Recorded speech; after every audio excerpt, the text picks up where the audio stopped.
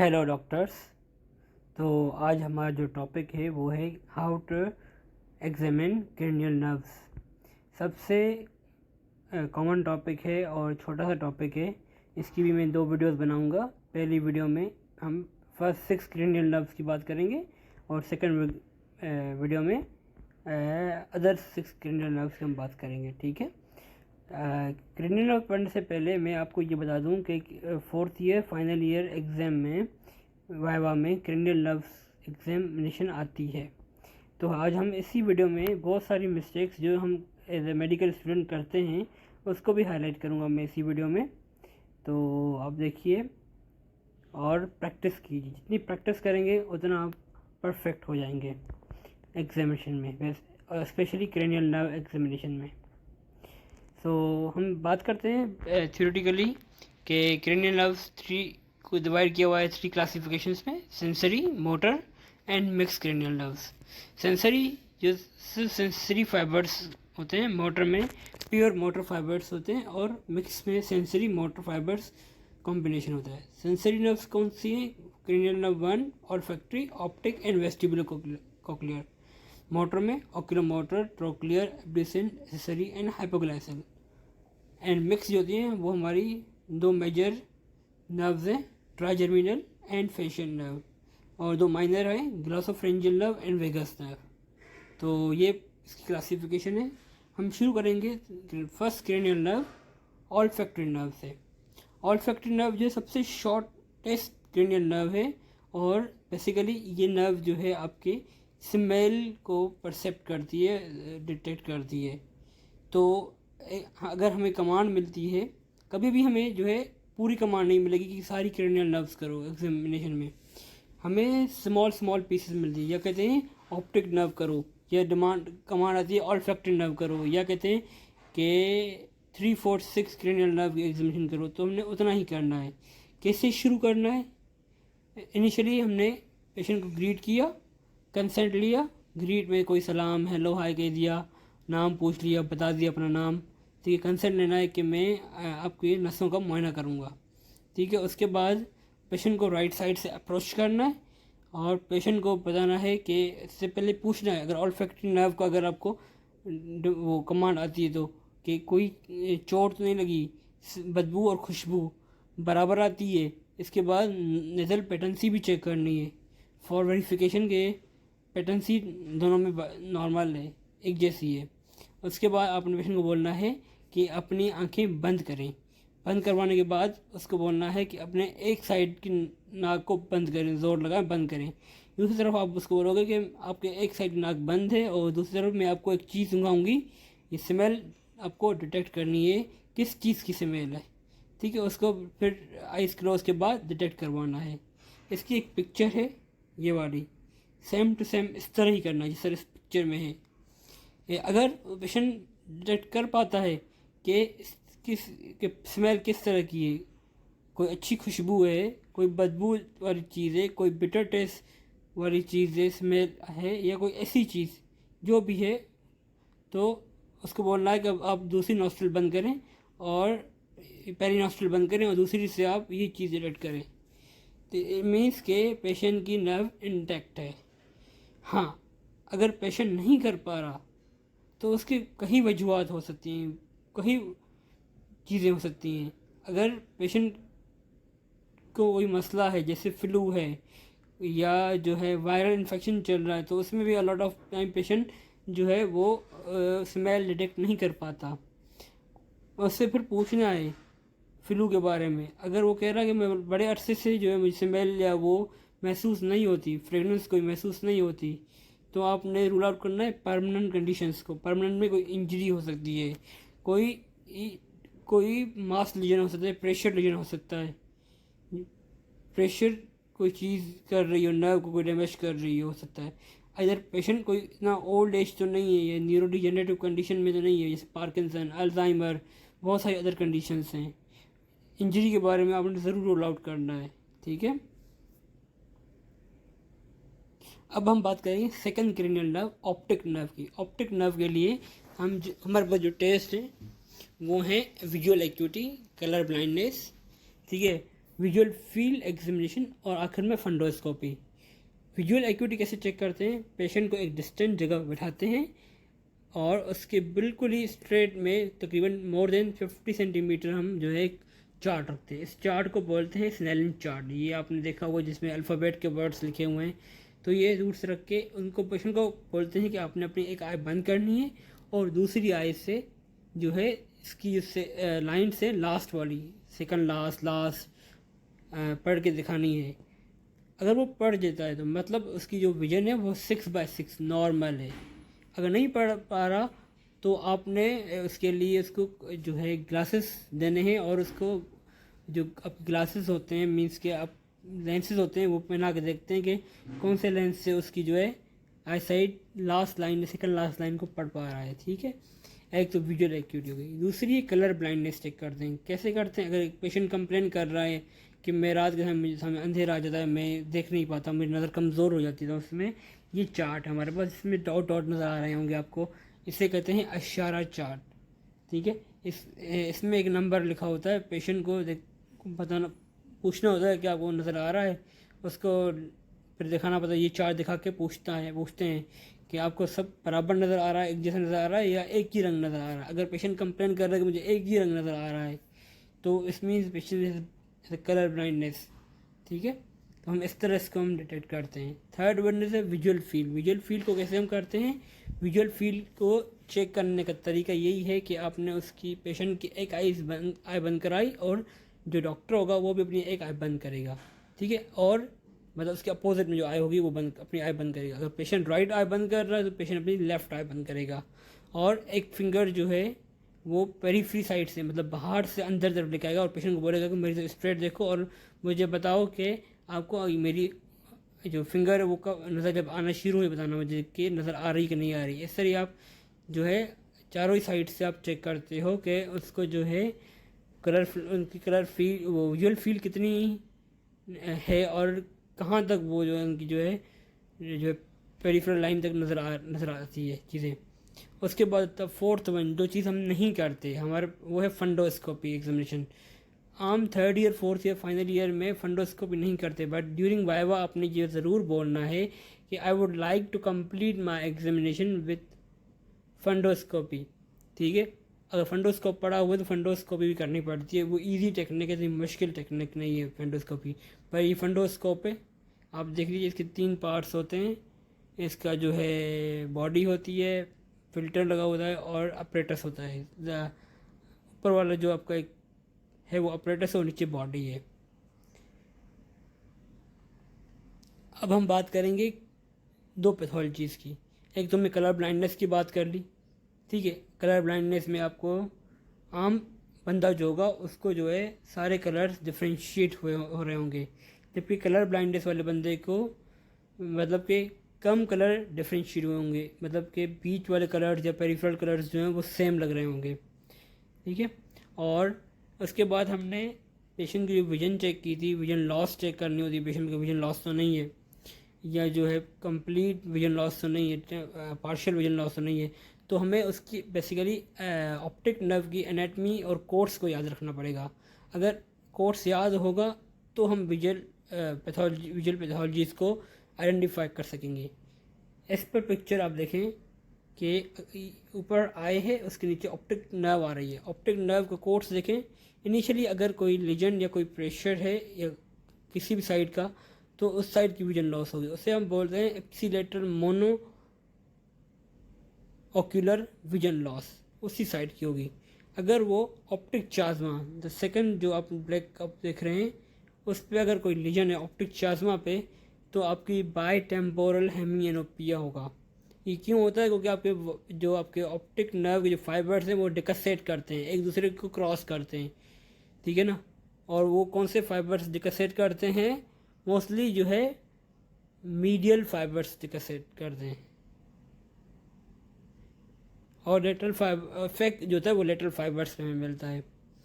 और अगर कह रहे हैं ऑप्टिक ट्रैक पे कोई लीजन है या कोई प्रेशर है या कोई डिटैचमेंट है तो आपकी जो कंट्रोलेटरल होमोनोमस हेमिएनोपिया होगी, मतलब कि एक साइड की मीडियल विजन लॉस होगी और एक की टेम्पोरल होगी।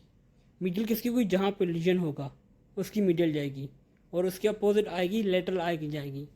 ऐसी अगर रेडिएटा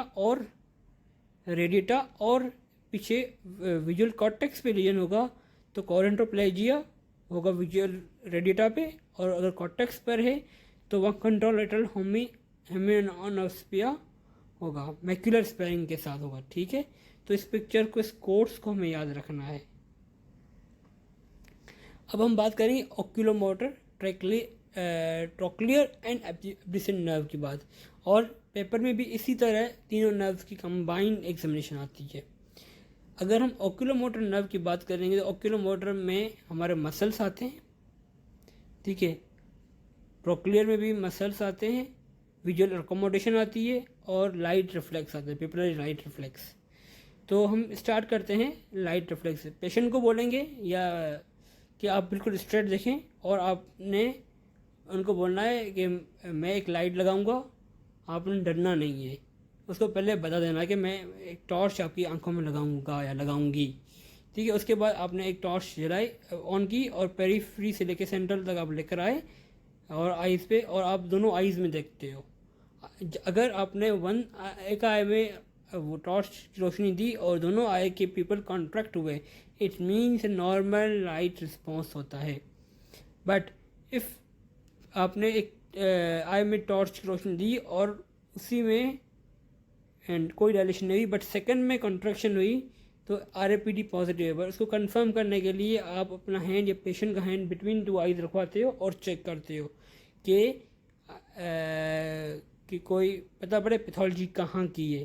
तो आप फिर चेक करोगे तो आपको जो है नॉर्मल आई में कोई रिस्पॉन्स नहीं मिलेगा, और राइट जिस आई में पैथोलॉजी होगी वहाँ पे पीपल डायलेट रहेगा, ठीक है। अब बात करते हैं हम एकोमोडेशन रिफ्लेक्स की। एकोमोडेशन रिफ्लेक्स कैसे चेक करते हैं? पेशेंट को हमने बोल दिया स्ट्रेट देखने के लिए, और आपने अपनी फिंगर को पेशेंट के आइज़ के बिल्कुल सेंटर में रख दिया, दूर से लेकर आनी है अपनी फिंगर को टू द पेशेंट्स, और पेशेंट की पीपल को देखना है कि कॉन्ट्रैक्ट हो रहा है, डायलेट हो रहा है कि नहीं हो रहा, अकोमोडेशन कैसी है उसकी, अच्छी है या स्लगिश है। तो उसकी भी अलग पैथोलॉजी होती है, बहुत सारे जो है पीपल्स के इश्यूज़ होते हैं जिसमें हम लोग ये चीज़ करते हैं, ठीक है। और रेड ग्लास टेस्ट की हम बात करें। Red glass test is basically test for ocular muscles. उसमें आप क्या करते हो, पेशेंट की एक आई क्लोज करवाओगे और अपने हैंड को जो है पेशेंट को बोलोगे स्ट्रेट देखे और अपने पीपल को मूव कर जहाँ मेरा हाथ जा रहा है, तो आप उसके 6 एरियाज़ को आप असेस कर लेते हो। कौन कौन सी नर्व सप्लाई करती हैं मसल्स को, ऑक्यूलोमोटर मसल्स को? तीनों नर्व सप्लाई करती हैं। इसका एक निमोनिक है SO4-LR6, बहुत कॉमन है, आपने पढ़ा होगा। 4 ट्रोक्लियर नर्व सप्लाई करती है सुपीरियर ऑब्लिक मसल को, और 6 नर्व जो है वो लेटरल रेक्टस मसल को सप्लाई करती है। तो मतलब अगर कोई भी पैथोलॉजी होगी, कोई भी अगर नर्व डैमेज होगी, तो मसल्स जो हैं उन मसल्स पे इफेक्ट आएगा। Oculomotor nerve palsy is a condition which result from damage to oculomotor nerve। ठीक है, किस वजह से हो सकती है? अगर आपका प्रेशर रेस इंट्राक्रैनियल प्रेशर है तो, या कोई इंजरी हुई है, कोई लीजन है। थर्ड क्रेनियल नर्व आपकी मिड ब्रेन से ओरिजिनेट होती है, और उसका कोर्स जो है लॉन्ग कोर्स होता है। तो कहीं पे भी उसका इफेक्ट हो सकता है, कहीं पे भी इंजरी या कोई भी मास लीजन प्रेशराइज कर सकता है, ठीक है। पोस्टीरियर कम्युनिकेटिंग आर्टरी एन्यूरिज्म है कोई जो प्रेशर दे रहा है या कोई डैमेज कर रहा है, कैवर्नस साइनस इन्फेक्शन और ट्रॉमा हो सकता है, ठीक है। तो तीनों कंडीशन में आपको हेड नर्व पैल्सी हो सकती है। क्लिनिकल फीचर्स क्या मिलेंगे? टॉसिस मिलेगी, आई मूवमेंट्स जो हैं पीपल जो है वो डाउन एंड आउट मिलेगा, और पीपल्स डायलेटेड मिलेंगे। तीनों चीज़ें हमें मिल सकती हैं पेशेंट में। ट्रोक्लियर नर्व विच हमने बात की, कौन सी नर्व होती है उसकी? सुपीरियर ऑब्लिक मसल को हम असेस करने के लिए जो है ट्रोक्लियर नर्व को असेस करने के लिए सुपीरियर ऑब्लिक मसल उसका नर्वेट करता है, और हम उसकी एग्जामिनेशन करते हैं, कंबाइन करते हैं 6 नर्व के साथ।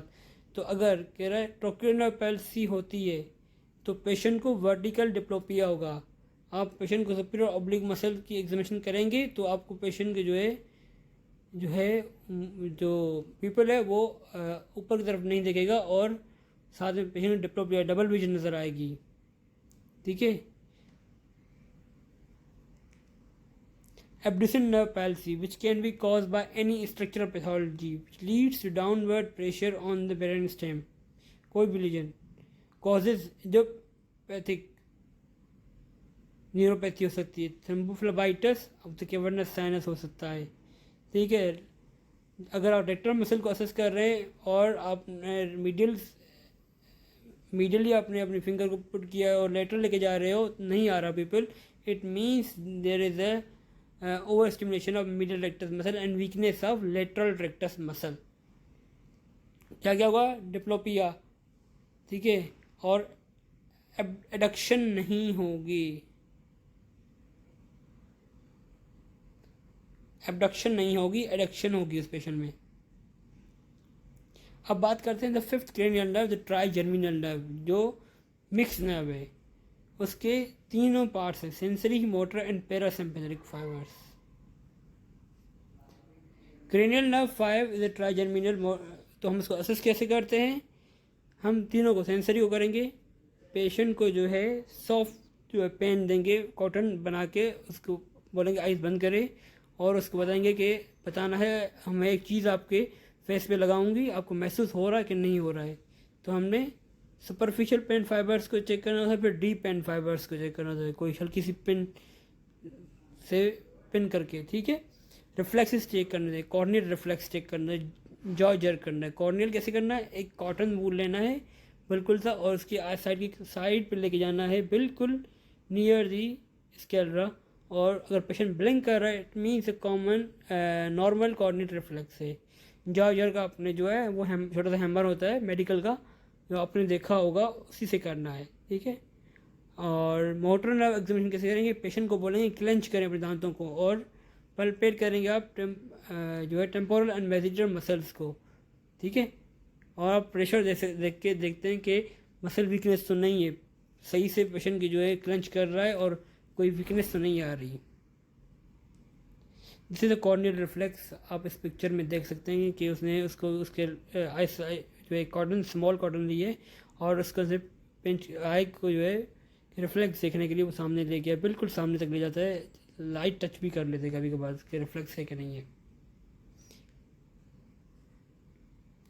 और हमने बात की थी सेंसरी फाइबर्स की, कि इस पिक्चर में आप देख सकते हैं उसने जो है कुछ पॉइंट्स बताए जो रेड और ग्रीन आपको नज़र आ रही होंगी, उस पर पेशेंट की आइज क्लोज करवा के चेक करते हैं कि pain fibres are, sensory fibres are normal और स्लगिश।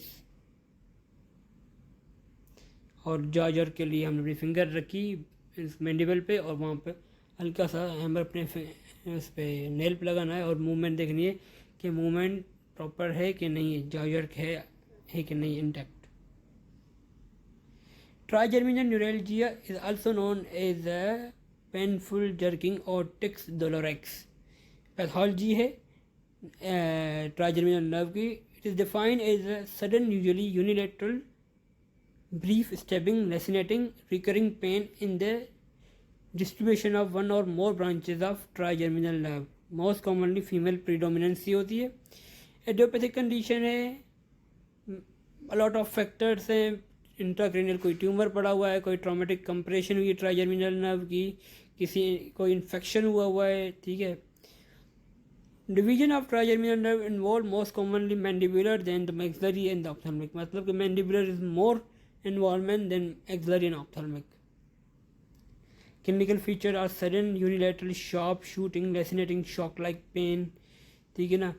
सुपरफिशियल ट्रिगर्स पॉइंट्स होते हैं which radiate across the distribution of one of the more branches of trigeminal nerve। अच्छा, ये पेन प्रोवोक कैसे होता है? च्यूइंग, स्पीकिंग, ब्रशिंग, शेविंग, इन चीज़ें aggravate होते हैं इसके वजह से पेन, ठीक है। डायग्नोसिस क्लिनिकल हिस्ट्री और एग्जामिनेशन ही है, ठीक है। इसमें जो है ट्रीटमेंट है वो कार्बामाजेपिन इज यूनिवर्सल है, इंजेक्शन ऑफ लोकल एनेस्थेटिक हम देते हैं, तो और temporary from the targeting zones से surgical injection, peripheral injections, peripheral cryotherapies कर सकते हैं, बट वो इतनी अच्छी नहीं होती यहाँ पे। बट आपको बताना होता है कि ट्राइजेमिनल न्यूरैल्जिया एग्जामिनेशन क्या है। herpes zoster is another condition in which trigeminal nerve involved viral infection की वजह से, herpes वायरस की वजह से इन्वॉल्व होती है। और herpes zoster के जो लीजन्स होते हैं और पेन होता है वो कभी भी मिड लाइन को से मूव आगे नहीं जाता, मतलब कि वो क्रॉस नहीं करता मिड लाइन को। Clinical features are cutaneous rashes, vesicle, papular, pustular crust, permanent scars, और ऑप्थेल्मिक डिवीजन को बेसिकली इन्वॉल्व करता है। तो हमें क्या मिलेगा, पेशेंट को शार्प शूटिंग पेन होगा, ठीक है ना, रैशेज होंगे, क्रस्ट फॉर्मेशन, कॉर्नियल स्कारिंग हो सकती है, कंजक्टिवाइटिस हो सकता है।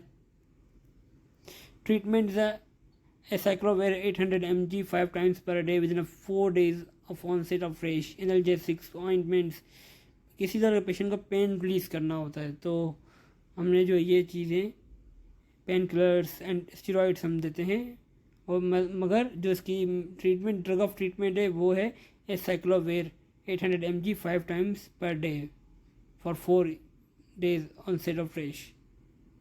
तो हमारा यहाँ तक टॉपिक था 6 का। अगर कोई क्वेश्चन और क्वेरी तो पूछ सकते हैं। शुक्रिया, थैंक यू।